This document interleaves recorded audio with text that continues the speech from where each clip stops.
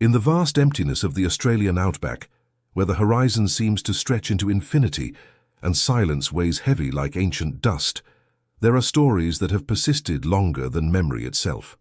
Among them, few are as chilling and mysterious as the tale of the Burrunjor. For centuries, whispers of this enormous predator have haunted both the Aboriginal oral traditions and the accounts of European settlers who dared to venture into the desolate heart of the Northern Territory. The Burunjour is said to be a creature of impossible scale, a reptilian beast reminiscent of the great carnivorous dinosaurs that ruled the earth millions of years ago. Its name, drawn from Aboriginal lore, evokes fear and respect. A being not merely of myth but of the land's own memory, it is described as a massive bipedal reptile walking on two legs like a Tyrannosaurus rex, covered in scaly hide with a terrifying roar that echoes across the plains. For some, it's nothing more than a legend shaped by the isolation of the outback. For others, it is evidence that something prehistoric never truly died. Stories of the Burrunjour begin long before the arrival of Europeans in Australia. Aboriginal people have spoken of the creature for generations, passing down tales through songlines and dreamtime narratives that connect geography with mythology. In these accounts, the Burunjour was not a ghost or spirit but a living predator, one that stalked the night and left enormous tracks pressed into the red dust. The creature was said to inhabit the remote areas of Arnhem Land and the rocky escarpments near the Gulf of Carpentaria, where human settlement was scarce. According to elders, the Burunjour would emerge under the cover of darkness, hunting kangaroos, cattle, and on rare occasions, humans who wandered too far from campfires. The Aboriginal people respected it as part of the land's natural order, a reminder that not everything ancient had vanished. When European settlers began pushing into the Northern Territories in the late 19th and early 20th centuries, they too began to hear stories. Stockmen working on remote cattle stations would return from their drives with tales of mutilated livestock and enormous footprints that no known animal could have made. Some reported seeing shadows moving along the ridgelines at twilight, upright figures huge and fast, vanishing into the scrub before they could be properly identified. A few accounts describe a creature up to 20 feet long, its head large and triangular, its gait powerful enough to shake the ground. In one of the earliest recorded sightings, from around the 1950s, a group of stockmen near the MacArthur River region claimed to have seen an enormous reptilian shape pursuing their cattle. They described the sound of heavy, rhythmic thuds as though the earth itself were alive, and the distinct impression that whatever followed them was walking on two legs. When they returned to the site the next morning, they found deep three-toed footprints pressed into the mud, each almost 2 feet long. Some dismissed the story as a trick of fear and distance, the mind's imagination magnifying the threat of crocodiles or large monitor lizards. But crocodiles, though massive, do not walk upright for long distances, and no lizard known to science leaves prints of that kind. Reports like these continued sporadically through the decades. In 1961, an anthropologist named Charles P. Mountford collected Aboriginal testimonies about a creature resembling a giant theropod in Arnhem Land. These accounts, consistent across different tribes, spoke of a beast that once ruled the plains, retreating only to the deepest wilderness as humans expanded their reach. Mountford, intrigued but cautious, suggested that such legends might preserve the cultural memory of Australia, as ancient megafauna, creatures like Megalania prisca, a massive prehistoric monitor lizard that could grow up to 7 meters long. Yet, the descriptions of the Burunjour went beyond Megalania. They spoke of a being that did not crawl or slither, but walked with the authority of something straight out of the Jurassic. The theory that the Burunjour could be a surviving descendant of ancient dinosaurs is as thrilling as it is improbable. Modern science asserts that all non-avian dinosaurs were wiped out around 66 million years ago, long before humans appeared. Yet the fossil record of Australia still holds many mysteries. The continent's isolation for tens of millions of years has allowed unique species to survive against all odds. Some cryptozoologists argue that if any landmass could conceal a relic species, it would be the harsh, underexplored expanses of northern Australia. Satellite maps reveal vast tracts of wilderness, regions the size of small countries where few humans ever tread. Expeditions there have documented creatures previously thought extinct or undiscovered, from the elusive night parrot to the giant cane toad species. The possibility, however remote, that something larger and more ancient could have persisted is a temptation that many find impossible to ignore. In 1978, one of the most famous modern encounters took place near the border of the Northern Territory and Queensland. A cattle rancher named Brian Clark reported a terrifying experience while camping with his family along a remote stretch of river. In the dead of night, their caravan shook violently. Stepping outside, Clark saw what he described as a gigantic shape, illuminated briefly by their campfire. A monstrous creature, reptilian, upright, its eyes reflecting the light like molten gold. It vanished into the darkness within seconds, but the ground around their site was left covered in deep impressions. Clark's story quickly spread through the local communities. The next morning, several of his neighbors found similar tracks leading away from the river toward the hills.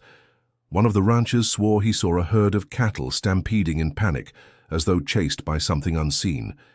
Skeptics suggested a prank or misidentified crocodile activity, but those who saw the prints firsthand remained convinced that something extraordinary had passed through. Over the years, various explanations have been proposed for the Burrunjor phenomenon. Some scientists suggest that sightings may be of escaped or misidentified crocodiles, especially the saltwater species that can reach enormous sizes and are capable of short bursts of upright movement when lunging. Others propose that the Burunjour legend may have been inspired by fossil discoveries in the region. The Outback is rich with dinosaur bones, including remains of massive carnivores like Australovenator, a predatory theropod that once roamed the continent during the Cretaceous period. It's possible that early Aboriginal peoples, encountering these fossils, incorporated them into their mythology. Over time, oral storytelling may have blurred the line between ancient memory and present danger, transforming the fossilized past into a living threat. Yet this theory fails to explain the modern reports of moving, roaring creatures or the consistent pattern of enormous footprints found by ranchers and travelers. Cryptozoologists, those who study creatures unrecognized by mainstream science, have long been fascinated by the Burunjour.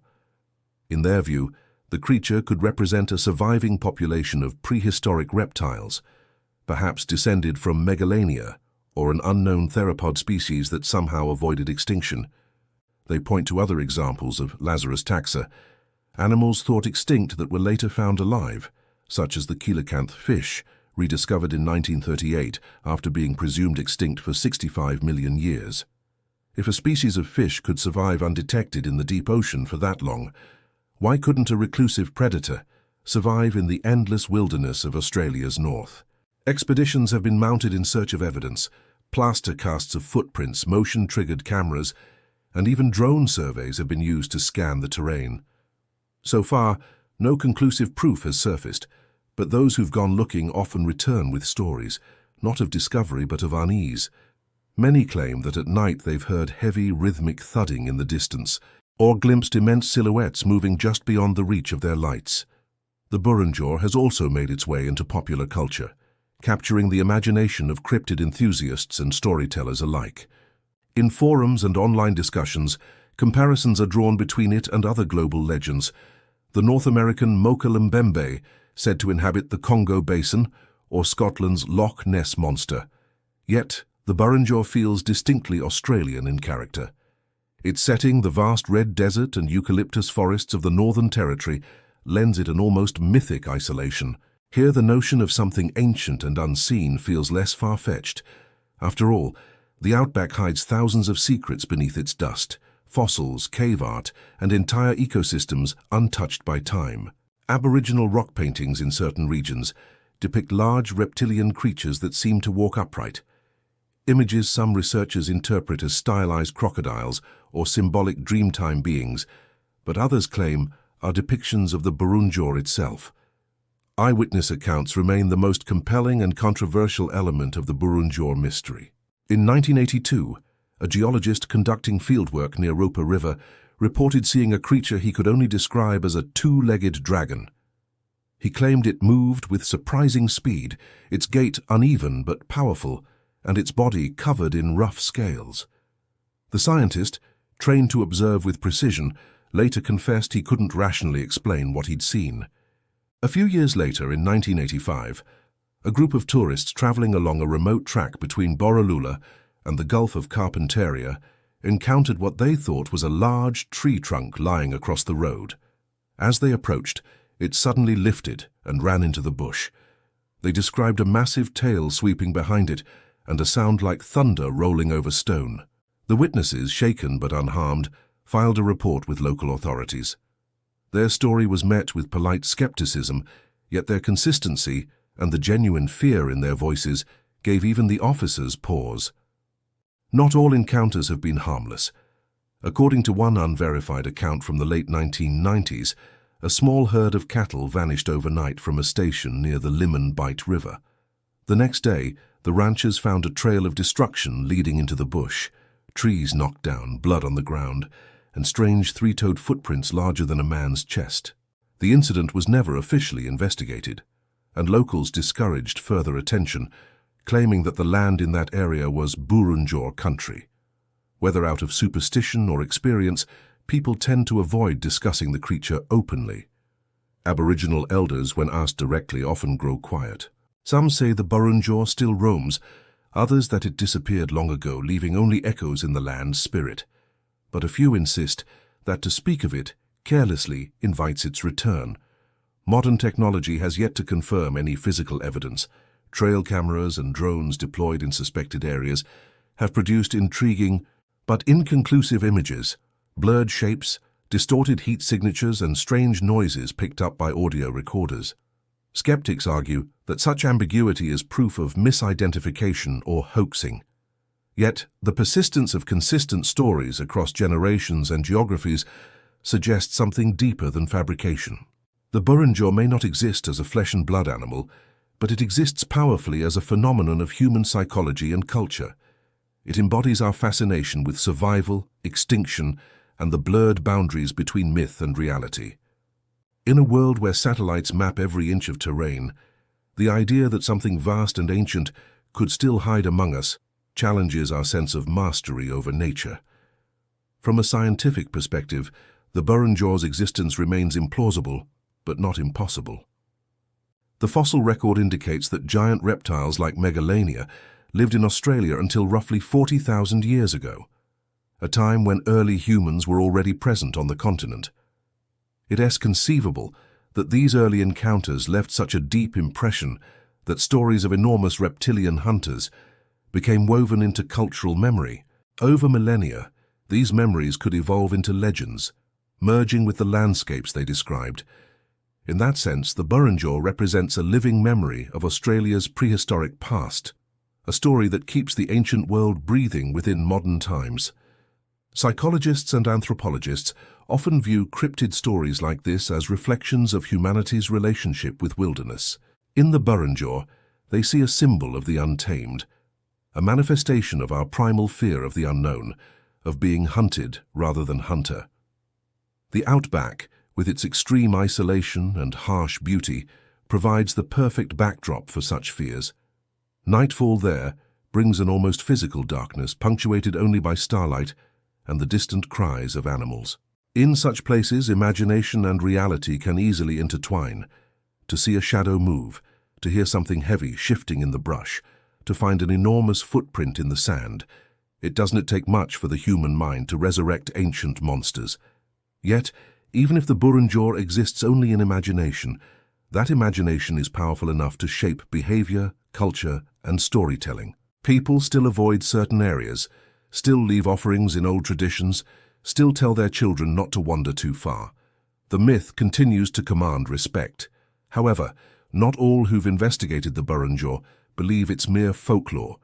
A handful of cryptozoologists and adventurers claim to have found physical traces, casts of prints, samples of unknown scales, and photographic evidence. One Australian researcher, Rex Gilroy, dedicated much of his life to exploring such mysteries.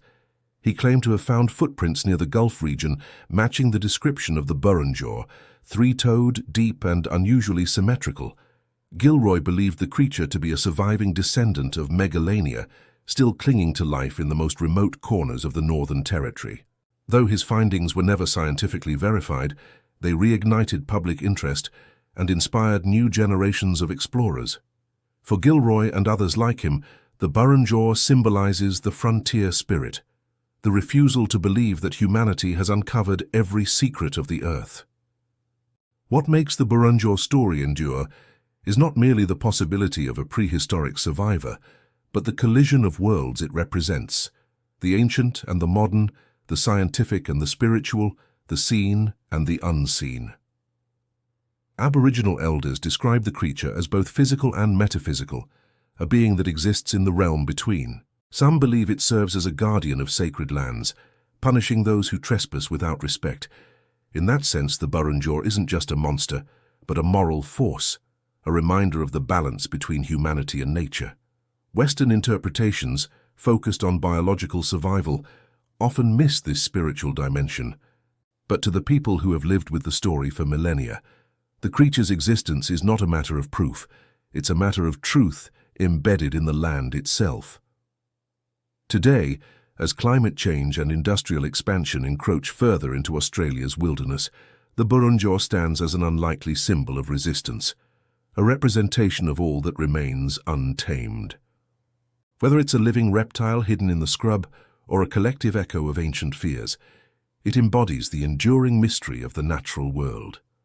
Every time a hiker disappears in the north, every time cattle are found mutilated without explanation, the legend stirs again. The Outback holds its breath and the question resurfaces: what if something truly ancient still walks beneath the southern stars? In the end, the Burunjour might be less about the creature itself and more about what it awakens in us, that deep, instinctive awareness that the world is older and stranger than we dare admit. When you stand alone in the Outback at dusk, with the cicadas droning and the wind whispering through the spinifex, it's easy to understand why such stories endure. You can feel the weight of ages pressing against your skin, the sense that something vast and unseen is watching from the dark. Maybe it's only the imagination, maybe it's memory, or maybe, just beyond the edge of the firelight, the Burunjour still walks, leaving prints in the dust that the morning wind will soon erase, but never truly erase from the mind of humankind.